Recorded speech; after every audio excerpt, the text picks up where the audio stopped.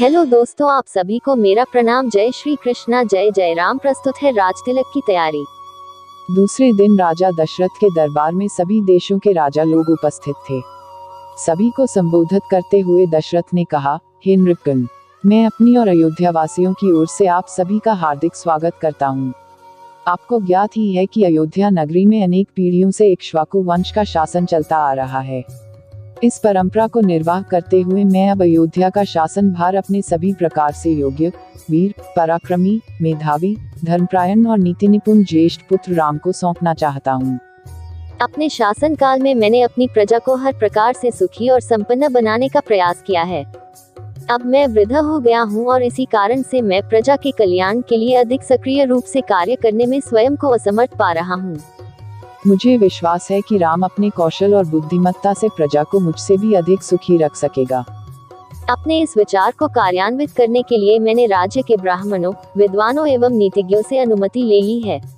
वे सभी मेरे इस विचार से सहमत हैं और उन्हें विश्वास है कि राम शत्रुओं के आक्रमणों से भी देश की रक्षा करने में सक्षम है। राम में राजत्व के सभी गुण विद्यमान हैं। उनकी दृष्टि में राम अयोध्या का ही नहीं वरन तीनों लोकों का राजा होने की भी योग्यता रखता है। इस राज्य के लिए आप लोगों की सम्मति भी अत्यंत महत्वपूर्ण है, अतः आप लोग इस विषय में अपनी सम्मति प्रदान करें। महाराज दशरथ के इस प्रकार कहने पर वहां पर उपस्थित सभी राजाओं ने प्रसन्नता पूर्वक राम के राज तिलक के लिए अपनी सम्मति दे दी।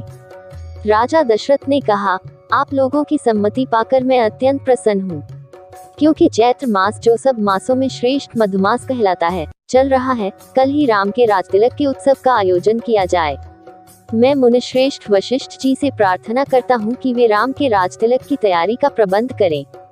राजा दशरथ की प्रार्थना को स्वीकार करके राजगुरु वशिष्ठ जी ने संबंधित अधिकारियों को आज्ञा दी कि वे यथाशीघ्र स्वर्ण, रजत, उज्ज्वल माणिक्य, सुगंधित औषधियों, श्वेत सुगंधि युक्त मालाओं, लाजा, घृत, मधु, उत्तम वस्त्रादि एकत्रित करने का प्रबंध करें। चतुरंगिनी सेना को सुसज्जित रहने का आदेश दें।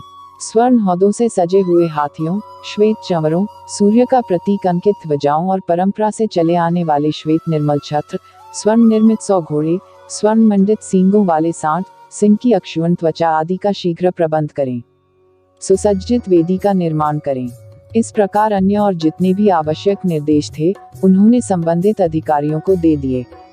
इसके पश्चात राजा दशरथ ने प्रधानमंत्री सुमंत से राम को शीघ्र लिवा लाने के लिए कहा। महाराज की आज्ञा के अनुसार सुमंत रामचंद्र जी को रथ में अपने साथ बिठाकर लिवा लाए। अत्यंत श्रद्धा के साथ राम ने पिता को प्रणाम किया और उपस्थित जनों का यथोचित अभिवादन किया। राजा दशरथ ने राम को अपने निकट बिठाया और मुस्कुराते हुए कहा, हे राम, तुम्हारे गुणों से समस्त प्रजाजन प्रसन्न है, इसलिए मैंने निश्चय किया है कि मैं कल तुम्हारा राज तिलक दर दूंगा। इस विषय में मैंने ब्राह्मणों, मंत्रियों, विद्वानों एवं समस्त राजा महाराजाओं की भी सम्मति प्राप्त कर लिया है। इस अवसर पर मैं तुम्हें अपने अनुभव से प्राप्त कुछ सीख देना चाहता हूँ। सबसे पहली बात तो यह है कि तुम कभी विनयशीलता का त्याग मत करना। इंद्रियों को सदा अपने वश में रखना। अपने मंत्रियों के हृदय में उठने वाले विचारों को प्रत्यक्ष रूप से जानने और समझने का प्रयास करना। प्रजा को सदैव संतुष्ट और सुखी रखने का प्रयास करना।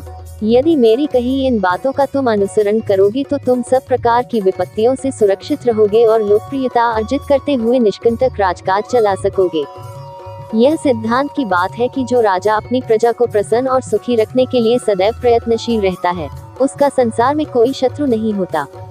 यदि कोई व्यक्ति स्वार्थवश उसका अनिष्ट करना भी चाहे तो भी वह अपने उद्देश्य में सफलता नहीं प्राप्त कर सकता, क्योंकि ऐसे राजा को अपनी प्रजा एवं मित्रों का हार्दिक समर्थन प्राप्त होता है।